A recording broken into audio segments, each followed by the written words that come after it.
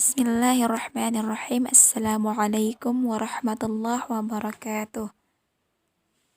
Perkenalkan, saya Ramdhani Sari dari Pendidikan Matematika akan mempresentasikan teorema 7.7 dalam bab setengah putaran.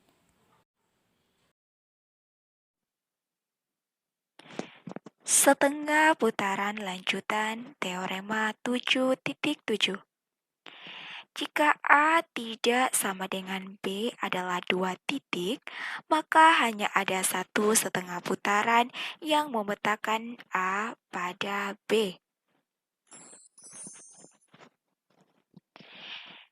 Berdasarkan bunyi teorema tersebut, maka terdapat dua hal yang perlu kita buktikan dalam tahap pembuktian. Dua hal tersebut, yang pertama adalah ada setengah putaran yang memetakan A pada B. Yang kedua, tidak lebih dari satu setengah putaran yang memetakan A pada B. Pembuktian pertama, diperoleh A tidak sama dengan B, yang dimana ini mengakibatkan munculnya titik T. Akan dibuktikan titik A yang dipetakan oleh setengah putaran terhadap titik T sama dengan B, dengan T merupakan titik tengah ruas garis AB. Pembuktian yang kedua, di mana tujuan dari pembuktian kedua adalah untuk membuktikan ketunggalan dari setengah putaran tersebut.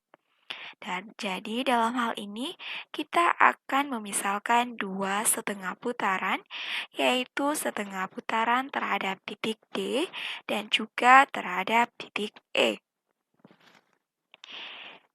Titik A yang dipetakan oleh setengah putaran terhadap titik D sama dengan titik B, dan titik A yang dipetakan oleh setengah putaran terhadap titik E sama dengan titik B, mengakibatkan titik A yang dipetakan oleh setengah putaran terhadap titik D itu sama dengan titik A yang dipetakan oleh setengah putaran terhadap titik E.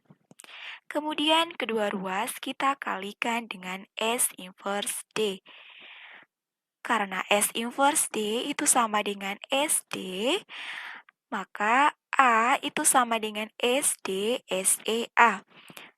A ini diperoleh dari hasil kali S inverse D dikalikan dengan SD. Karena kita sudah mempelajari fungsi komposisi sebelumnya, maka kita ketahui bahwa ketika S inverse D bundaran SD itu akan menghasilkan identitas yang dimana ketika dikalikan dengan suatu titik akan menghasilkan titik itu sendiri.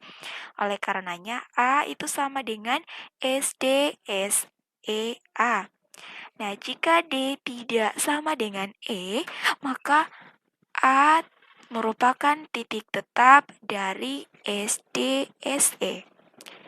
Hal ini mengakibatkan tidak mungkin ada lebih dari satu setengah putaran yang memetakan A pada B, dan setengah putaran tersebut adalah titik A yang dipetakan oleh setengah putaran terhadap titik T sama dengan B, dengan T merupakan titik tengah ruas garis AB. Selanjutnya kita melangkah kepada contoh soal. Diketahui 3 titik A, B, dan C. Buktikan bahwa SA SB inverse itu sama dengan SB SA. Penyelesaiannya akan dibuktikan bahwa SA SB inverse itu sama dengan SB SA. Jawab, SA SB inverse itu sama dengan SB inverse SA inverse. Balikan dari SB inverse itu sama dengan SB, dan balikan dari SA inverse itu adalah SA. Terbukti bahwa SB inverse sama dengan SB dan SA inverse sama dengan SA. Maka SB SA terbukti. Sekian dari saya.